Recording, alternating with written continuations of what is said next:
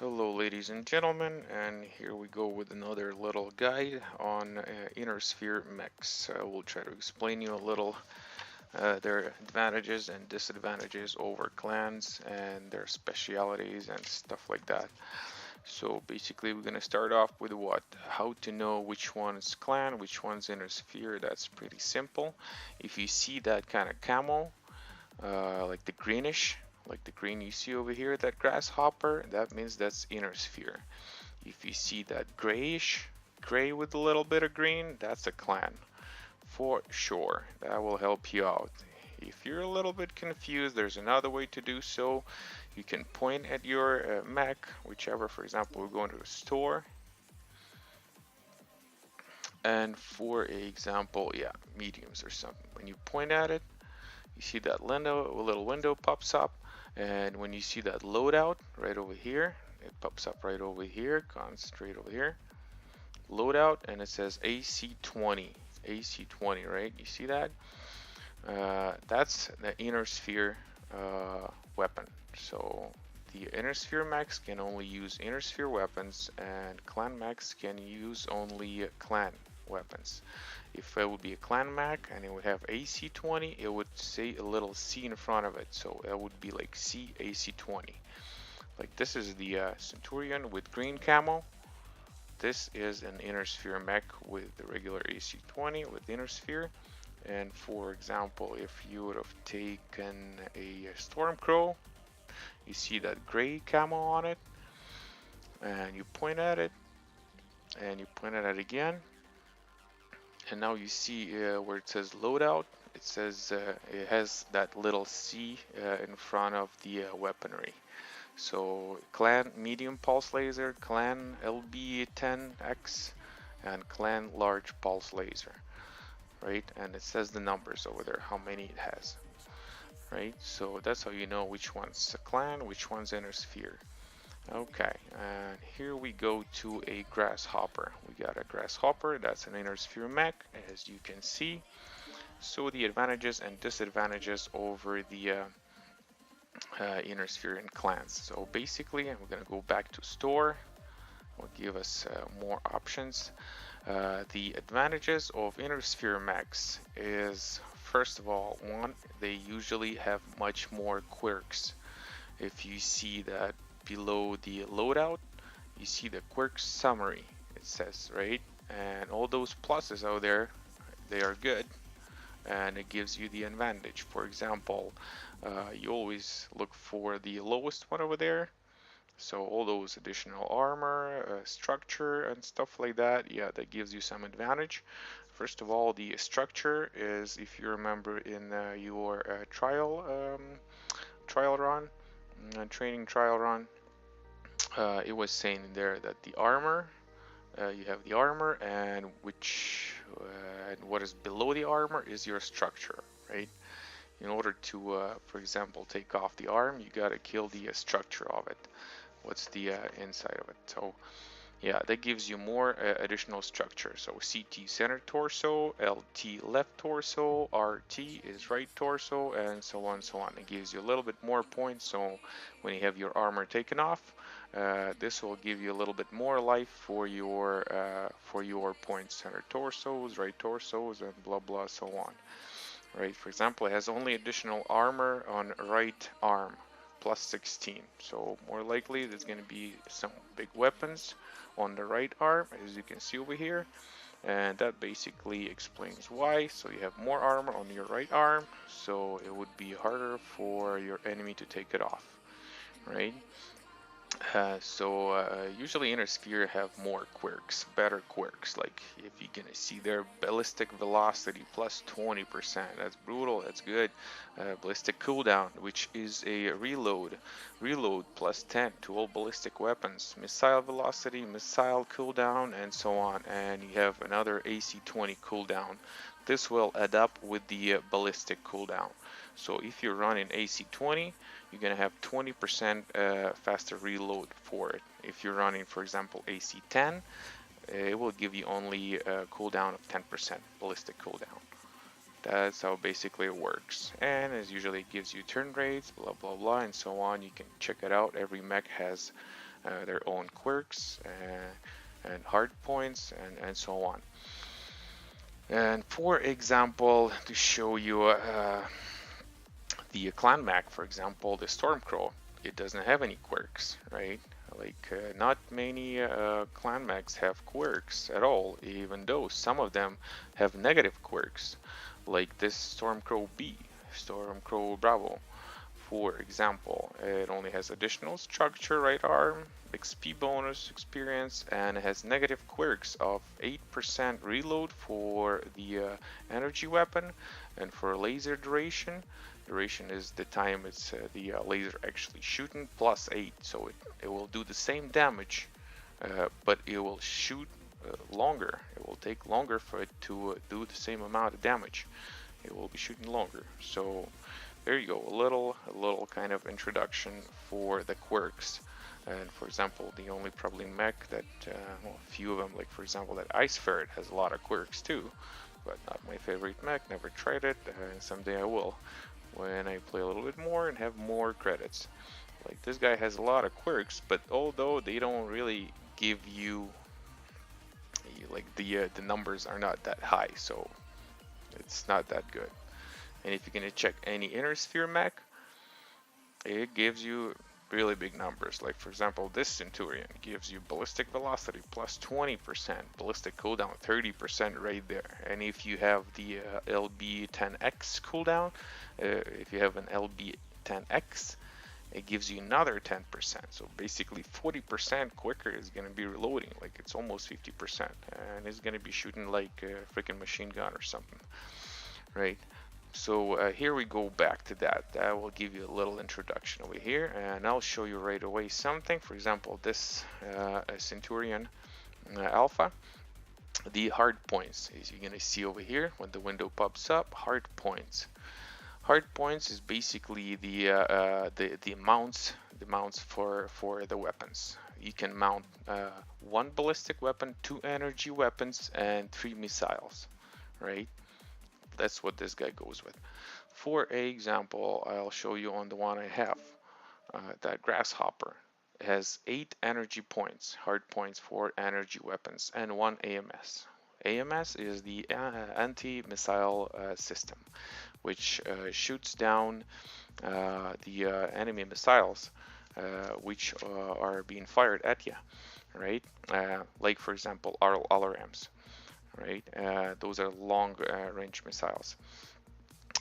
They will, though, shoot down even the missiles that are fired at your friendlies, but it will prioritize. So it will shoot down the first missiles it will be shooting down is the ones that fired at you, and then if not at you, then it will shoot down the missiles that are fired at your friendlies. That's the AMS. That's all it does. It just fires down shoots down the missiles, right? So we go into loadout, and we're gonna check out 8 hard points for the lasers. It doesn't mean it's all going with your tonnage, how many tonnage you have to put in. But for example, those little things here show how many actual weapons you can mount here, here, and here. For example, here you could only mount 1. If you're going to take out this guy, you can mount 1. 1 in your head, and 2, 1 you have over here, and another one mounting over here. So 2 hard points over here, and 2 more hard points in your right arm, and 2 more hard points for lasers in here. It all depends how much space you have. Like you can put like PPCs or large lasers, whatever. They take up 3 slots. Slots is what is slots. What takes up space. For example, I will put a large pulse laser in here. Boom. Taking up a slot, so 0 slots I can put in here, and I just had enough space so I be able to put this guy in here. Right. So medium lasers, and you have a tonnage here right across it. So you have a tonnage. You need to have 7 tons available in order to put that large pulse laser, right? Or you can put whatever. You can put those PPCs, 2 of them in here, for example, and so on. And you have another 8 tons, so you can put probably another medium lasers in here, which are 1 ton. But don't forget about your heat generation, heat management. Usually if you have 1.2, that's kind of acceptable. But if it goes below 1.2, you're gonna be overheating pretty quickly and pretty oftenly. Kind of that's tough, yeah. So yeah, that kind of explains a little bit about the hard points and advantages, disadvantages on the inner sphere mechs. Now, what else do I have to say? Oh yeah, another thing for sure is this guy over here, the upgrades. The upgrades. You cannot change the upgrades on clan mechs, but on inner sphere you can play with it, right? So the armor, standard armor, it basically ferrofibrous standard armor is the same armor. It will be the same numbers over here, here, and here. Your rear armor on your torso and your front armor, the number is going to be the same. Total is 60. It's up to you how you want to split it. You definitely want to have some defense on your rear, right? But it will take up 14 slots. 14 slots. So basically what it does, it's the same armor. It takes up 14 slots. It just kind of, it weighs less. It provides kind of more protection, what it says over here, 12% more protection per ton. But in order, it's like it's the same thing anyways. Basically what you do with it is when you click on it, I cannot click on it because it will take up 14 slots and I don't have 14 slots in here. I have less than that, so basically I am not able to put that ferrofibrous armor, right? You always want to have that double heat sink in here because it works 40% more. I will explain that a little bit later about the double heat sinks and standard heat sinks. And the structure. Usually the most common thing on inner spheres, everyone goes with double heat sinks and endo steel. So endo steel, it costs a little bit more, of course, about 700,000 credits or something, but it will provide you with the probably around, well, it depends on the tonnage. The more tons you have, the more tons they will give you. All right, 5% of the mech's maximum tonnage, and again, it occupies 14 slots. Right. So, for example, I can try putting back to standard structure.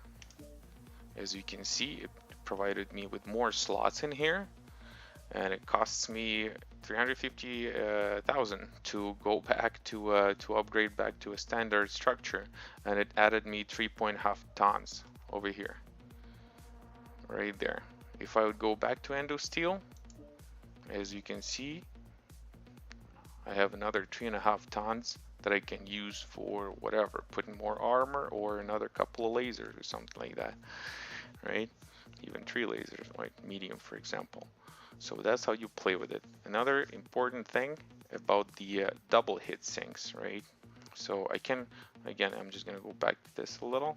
If I go back to standard, I can put ferrofibrous armor, and it will give me much less tonnage than the ferrofibrous, and it will occupy again 14 slots.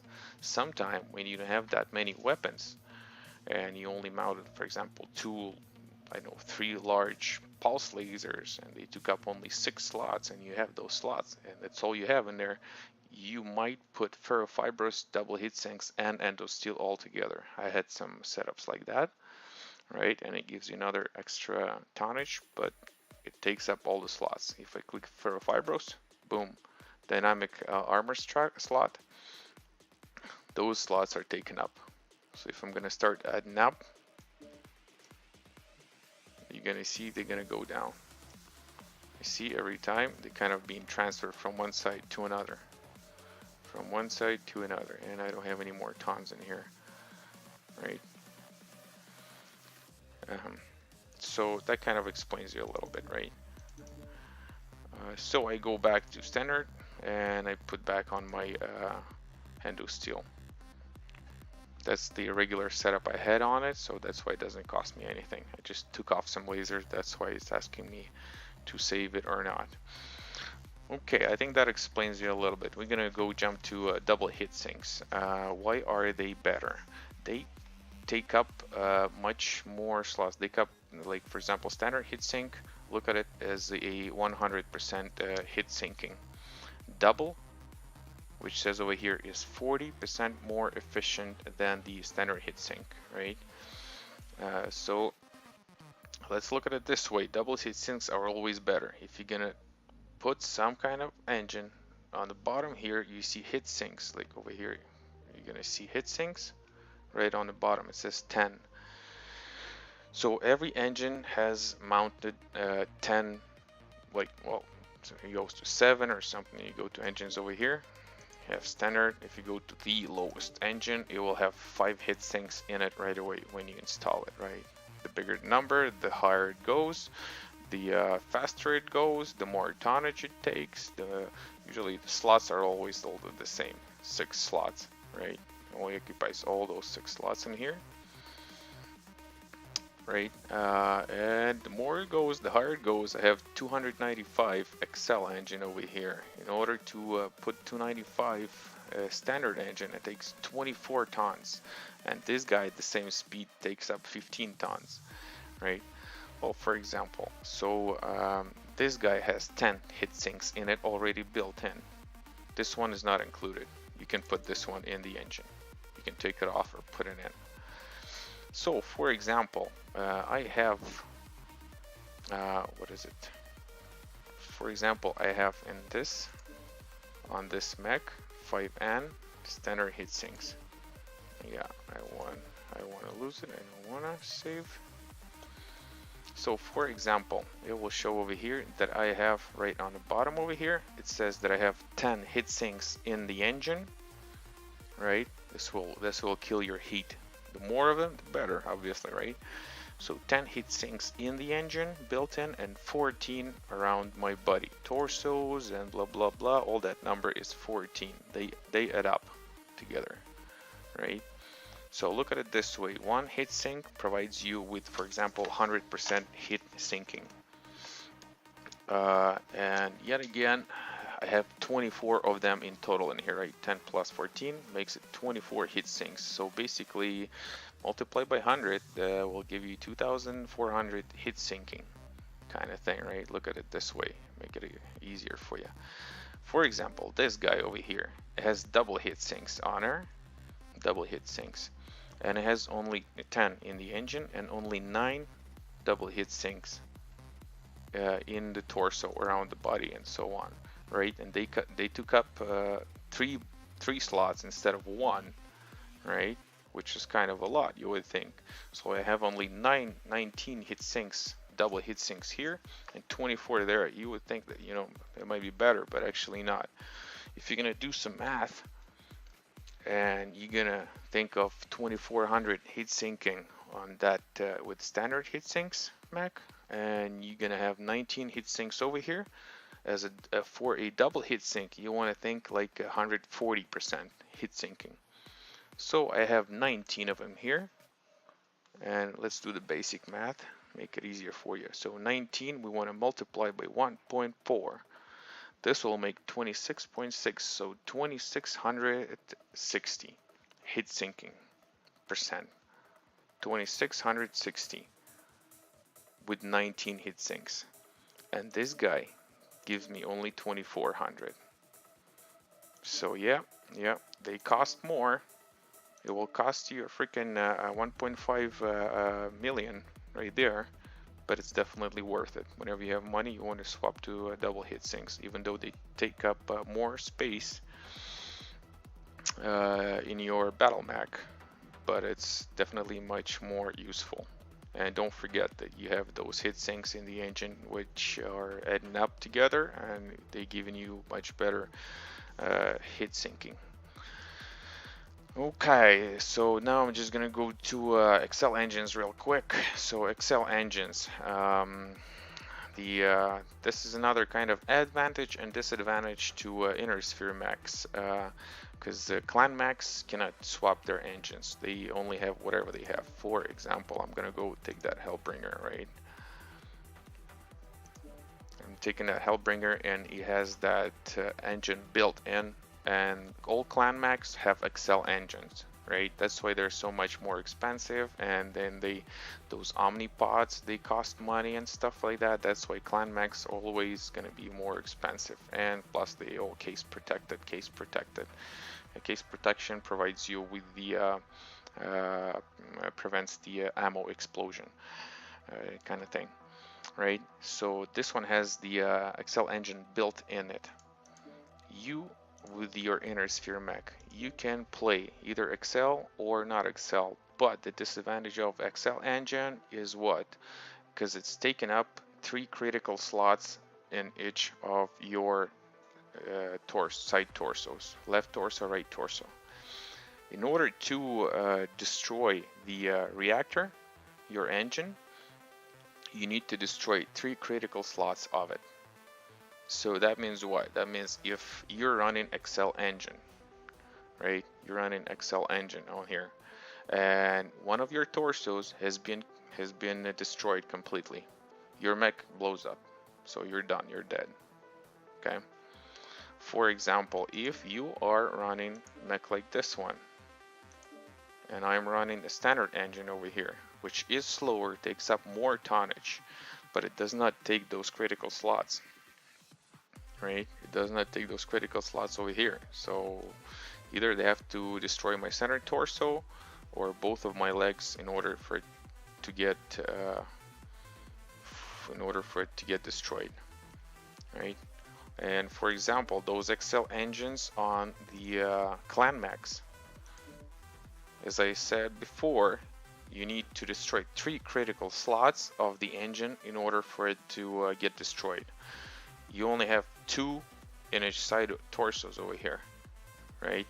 So basically that means what? To destroy the clan mech, you need to take out either both side torsos, left and right, then in total is going to be 4 critical slots of the engine and it will get destroyed, or the center torso, or both legs,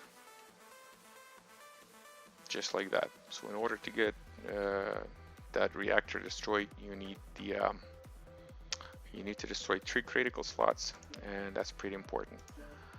I think I'm done here for the inner sphere. Quick, I don't know how quick was that, but hopefully that was informative here. So thank you. See you around.